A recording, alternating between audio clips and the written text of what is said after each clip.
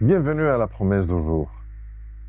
Est-ce que jamais t'est arrivé le cas d'être invité à faire quelque chose, tu n'avais pas envie d'y aller, de participer, mais à la fin tu dis ok, par discipline, parce que j'aime mon ami ou les groupes d'amis ou ma famille, je m'oblige à moi-même, je veux le faire, je vais y aller.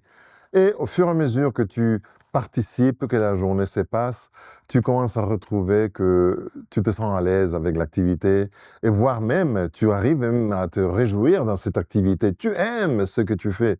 Alors, à la fin de la journée, tu finis par réfléchir. Je ne sais pas pourquoi ce matin j'étais tellement contraire à ça. Je me suis vraiment régalé aujourd'hui. Je ne comprends rien. Mais bon, en tout cas, à la fin, je profitais. C'était une bonne journée. C'est quelque chose qui nous arrive aussi dans le monde spirituel. Sache qu'il y a une promesse dans la Bible où Dieu, justement, nous fait une promesse dans cette ligne-là. Se retrouve dans Philippiens chapitre 2, verset 13. Je vais lire dans la Bible de Semeur. Car c'est Dieu lui-même qui agit en vous, pour produire à la fois le vouloir et le faire conformément à son projet bienveillant. J'aime bien parce que Dieu n'exige pas, n'oblige à personne à faire les choses.